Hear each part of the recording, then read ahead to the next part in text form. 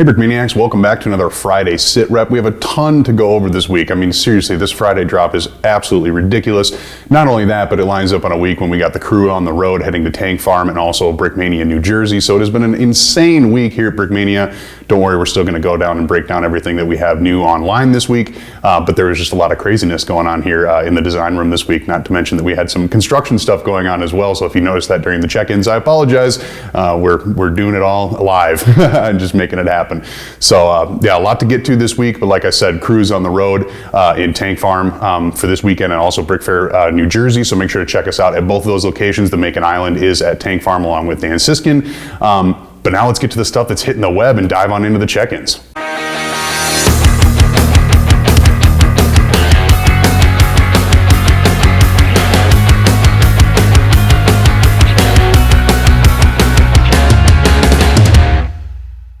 We're checking in at the desk of Mary Wilson, taking a closer look at the Flak Zwilling 40 for Wunderwaffe bricks. And Mary, this is probably the biggest of the desk defense systems that you've put together thus far. I'm starting to feel like you don't want me coming over here checking in on your desk anymore. Oh yeah, I love this one. I think this is a great addition to the desk weapon lineup. Yes, it absolutely is. And it was a very fun test build as well.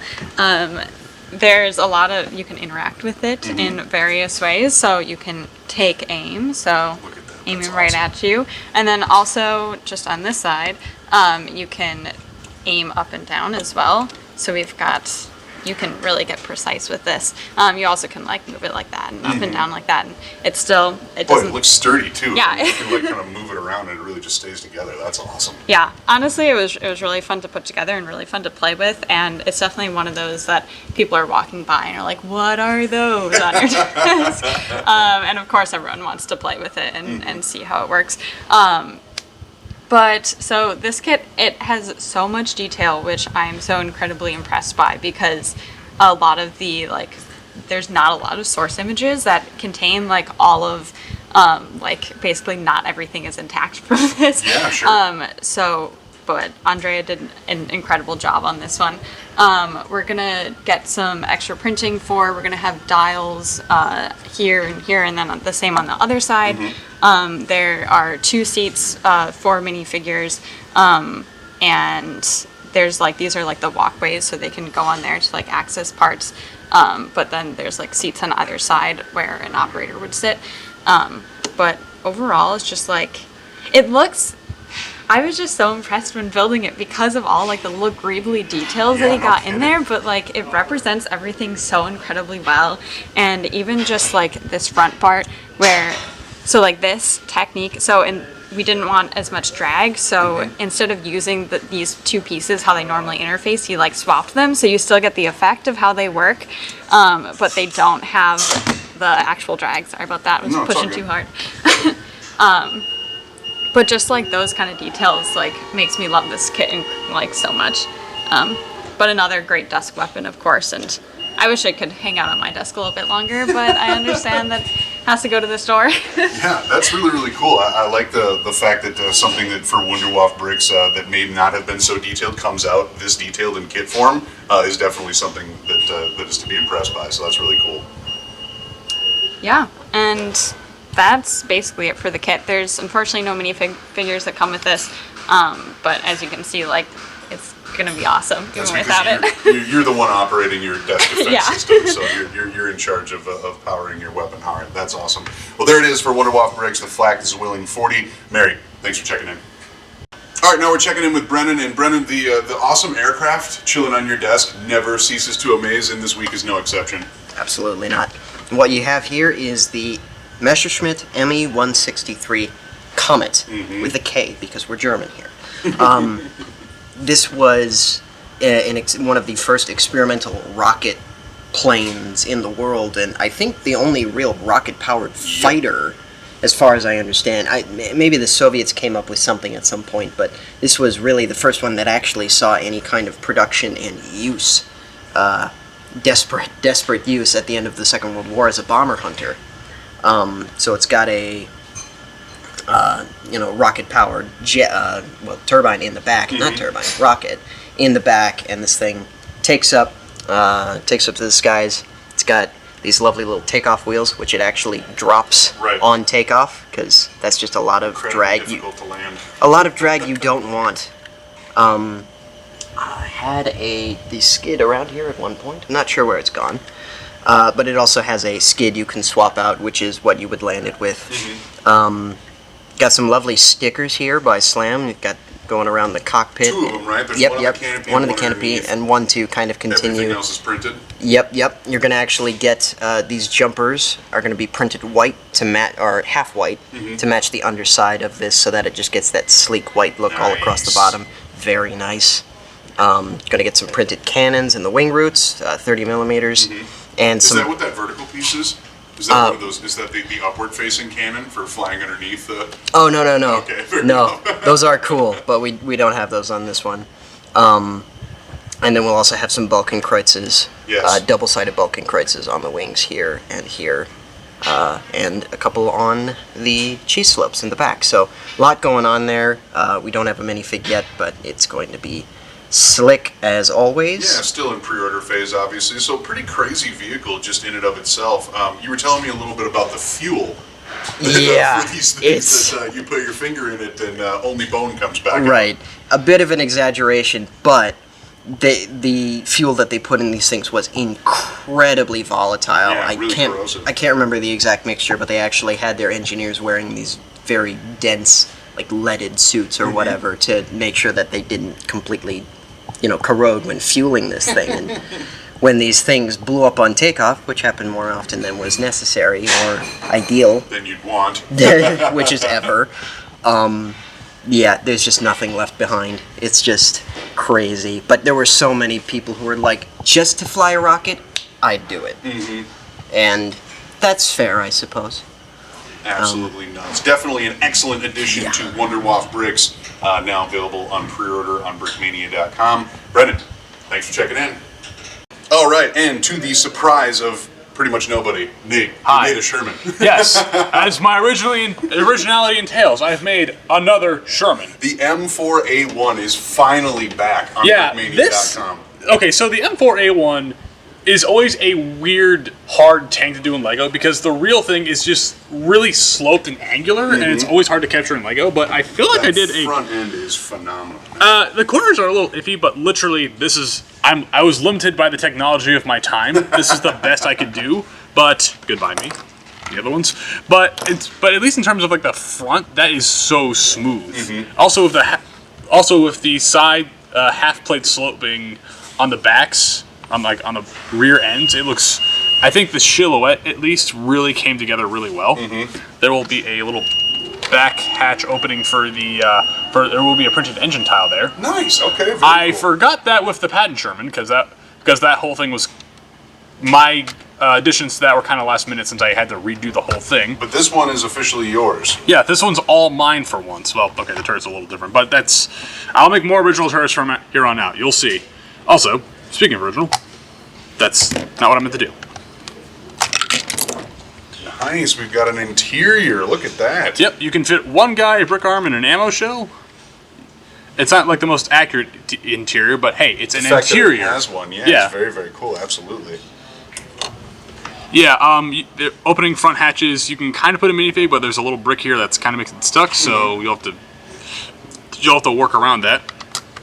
But aside from that, it's a Sherman. It rolls well. It looks good. Yep. Looks like a very compact build, kind of a durability. Yep, it's the exact same size as the patent Sherman, so those two will go and scale with each other. I think while I'm here, like I'm working on like a whole like Sherman lineup, so they're all like the exact same size because it's a Sherman. Why would one size be 12 times Right, bigger exactly. than the other? You want to, especially in the chassis, you want to keep them similar. Yep. But yeah, this is hopefully the start of something really awesome, and for what it's worth, I think this thing came out really damn well. Well, I think fans of American Armor are going to be thrilled to see this one back on brickmania.com, now available for pre-order, like we said. So, Nate, tell me, this one is able to showcase some of that new cross-element printing, but then you also decided to add some customization options. Yes, with I the added sticker at pack. least. Yes, I kind of snuck in a sticker pack, much to the chagrin of everyone else. But as a customer, because I was on the retail end and I was always selling this stuff, and it's like, hey, it's got custom sticker options if within the kit, and then they're like, sold. And so I added 5 individual M4A1s, real M4A1s. So basically, it's gonna have, you can put the names here. There's optional stars here. It's got all the same pattern from the M4A1 in terms of that. Or I'm sorry, the patent Sherman. Sorry, in terms of that cross element printing. The minifig, it's not this guy. It's actually we're bringing the minifig back from the jumbo Sherman, Cobra King. Oh, very cool. Yeah, because that was low key. That is my favorite U.S. tanker, and I've always liked how that looked. So I wanted to bring him back because that was just a one and done, and this hopefully won't be a one and done. Very, very cool. Yeah, I'd say this one will be an Army Builder one for sure. And like you said, if it's kicking off a lineup, it'll be one that people are looking forward to collect. Oh yeah, stay tuned for that. Yes, very, very cool. Now available on pre-order on brickmania.com. Nate, thanks for checking in. Hi. All right, Spec Ops Bricks continues to roll on. This is actually the final release of this month. This is the Sealed Delivery Vehicle Mark VIII. Obviously, these minifigures look awesome, but the vehicle itself is kind of strange and unique, so I've got Dan here to talk a little bit more about this build. What are we looking at, man? A mini sub? It is a mini sub. It's a Okay. submarine carried by another sub. And I should preface this by saying I didn't design this. This was Daniel Bork, who is actually a part of our community from Scotland. So Very cool. yeah, so this was a fan submission, and it was submitted as a mini kit, but it kind of blew up and it's a little bit bigger because he gave us a mini kit version. I'm like, nah, let's make it the do full it. deal. Cool. Yeah. Look at that So- printing on the inside. My goodness, that control panel looks awesome. Right. So the purpose of this thing is to clandestinely take seals from a mother submarine. So like, let's say you have a big, nuclear powered submarine gets close to shore. We want to get either seals close, into do mischief on the shore or actually land on the shore. This is a mini sub that you exit the mother sub, get into this one, and then just take off towards the shore. Is it launched like out of the torpedo bay? They actually have a big attachment on the back of the submarine. Okay, that's cool. So like it's a dry dock, like kind of a sealed compartment that's a piggybacking on the back of a mother submarine. This thing's riding inside of it. So these guys get out of the submarine, get into this vehicle, and then take off with it. So they take off towards shore, or maybe they're doing some underwater surveying, Sure. or like whatever that seals need to do close to shore, but not be seen by anybody on the surface. Right. So they can park this thing just off the shore, swim out, and then actually get off on the land, just walk right out of the ocean with all their gear and stuff on. So it's a 6-person vehicle. So we get 2 seals with it.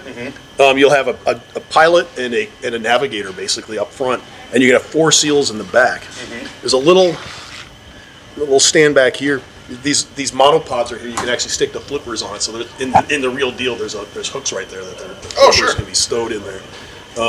So when they're coming out of exiting the submarine, for example, just they don't necessarily have to flop around with their flippers. Yeah, seriously. So there's a control panel. There are some printed elements, 3 unique printed elements on the inside. Let me pull this top off. Makes it a little bit easier to access. Accessibility, yes. So you can put your guys in there.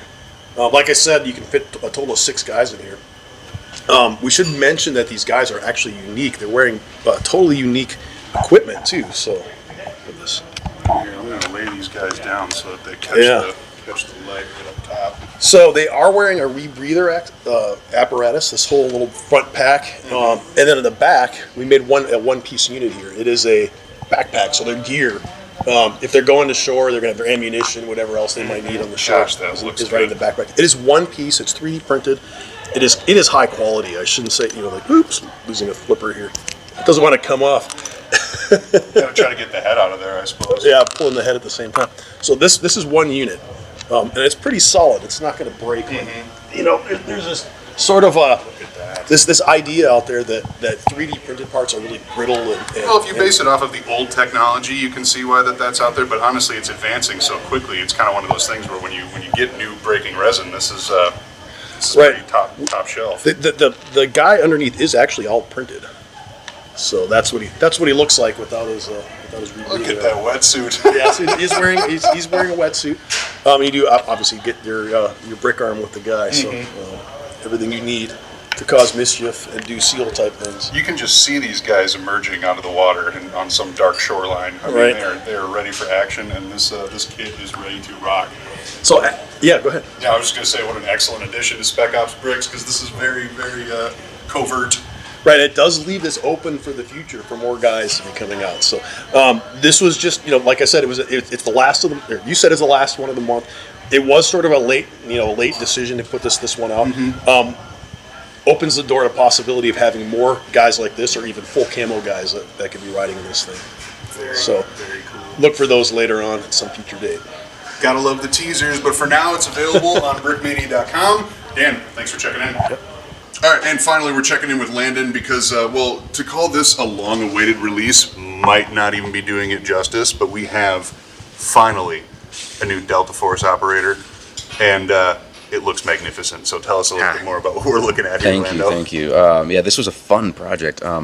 This was actually, so I had artwork for this guy ready to go at the same time that I had the original like Mogadishu guy, and so that was like ages ago, and like really like ages ago. But now I was trying to revisit it. It had to be a complete revamp because new printers, new styles. Look at that. Yeah, so this is a complete Vest is unreal, man. right. So there's some interesting history on that. So these Delta Force guys, they have access to special gear, right? So we saw this with like the Night Stalkers, with the Black Hawk helicopter itself. They have special vests that they were some of the first vests to have like quick removable like cord systems in there. And I believe, yeah, this is kind of in that same vein as well. They have access to a similar gear pool. And another kind of like innovation on these vests would be how they're carrying the ammunition. So back then they were just putting these plate carriers underneath their ammo like belts, and this was kind of the start of when they had the ammo more integrated with their plate carrier system, and that was like 20 years prior to like. Or it was a long time prior to us seeing that common with plate carriers. Now it's pretty universal. You'll see these ammo pouches just directly mounted on plate carriers, but this was kind of cutting edge for back then. Same thing with like this backpack system there. That's one of those backpacks that exclusive to these guys. You'd only really see it there. Sort of a cross-generational uniform with that. It's you have the more woodland olive patterns in the back. Not woodland, just like olive drab. Sure. And black kind of special forces. It's just black skateboard helmet. Like that's literally like a skateboard helmet, which is just awesome. That element is absolutely incredible. We'll get to that. The baseball look to it. Right. We'll get to that in a second. But the vest, this was kind of specifically this event. It kind of caused it highlighted the need for better armor, for helmets. There's only one ballistic plate in this vest, I think just in the front, and there were some casualties for where bullets were from every direction. So it really highlighted the need to update our special forces. But it's clear that they were working with the gear that they had at the time, highly customized. No two of these guys would look the same really. But what else do we have here? 3-color. What's that, coffee stain camo? That's the desert 3-color. What else? Big American flag right front and center. That was kind of just iconic of that era, I thought. Obviously, he's sporting that perfect caliber, which is not included but still available. Yeah, Slam did a really great job. So you got that simulated spray paint. He's even doing some like simulated washes. That's kind of like something from the modeler's world, more so. So I think this looks just really awesome. It pairs really well with this guy. That helmet, 3D printed, designed in-house, kind of the precursor to our fast helmets actually. So they identify the need of something a little bit more low profile, and able to integrate with the new tech. Well, yeah, the newer, yeah. So it's integrates with like headphones. This is kind of just all jerry rigged together, right? Like again, literally a skateboard helmet, and it evolved from there. But this is just sort of the early generation. You see the IR on top and the battery pack on the back, goggles on the front. There's no night vision goggles with this guy, but it does have that simulated mount there. And of course, he's got his face itself pretty simple. Have that really big boom mic. That boom for those microphones was just ridiculously huge. So I thought it was a funny detail to include. Desert combat boots, that was kind of one of those earlier generations where we started really seeing those deployed more. more and more. Pistol holster on the side, knee pads, you name it. This guy's decked out. Yeah, he is fully loaded. I have a feeling this will be one that'll be very, very popular for the time to come, especially with the new Black Hawk, the old Black Hawk. Everybody who's been collecting them pretty much since the Little Bird is being looking forward to having some new operators, so that is very, very cool to see. Obviously, we mentioned that perfect caliber. Let's look real quick at the other perfect caliber we have on brickmania.com. Some nice wood grain texture, obviously some details on the scope there, and then you were saying it looks right at home in this SVD Scout tank. Yeah, I think just that whole family of the AK gun platform, just for that arrow, would be really nice. But I mean, this is the quintessential like sniper rifle for the opposing forces, right? So make sure to pick up a few of those as well. Awesome. A lot of cool stuff to look at. Landon, thanks for checking in. Thank you. All right, so that'll do it for the Friday sit rep. Like I was saying, remember we are at Tank Farm and we are at Brick Fair, New Jersey all weekend long. So if you're near either of those locations or are stopping by, make sure to come check us out and see what we've got. They've got some cool road store stuff available, stuff that has definitely been sold out online for a long time. So worth the trip to go check that stuff out. And then of course, if you're at Tank Farm, you get a chance to see the Macon Island along with all the other cool stuff going on there. Big restock coming on Monday. I will say the Fulgore is actually coming back on restock pre-order on Monday. We did not originally think that we were going to be able to restock that kit whatsoever. But the parts became available, and so we're bringing it back because it was a popular kit upon its first release. A couple of other good things in the lineup as well, including the Modern Marine Raider 2 and the Mogadishu Army Ranger. So stay tuned for that on Monday. We'll make sure to post a preview over the weekend. Otherwise, thank you very much for watching.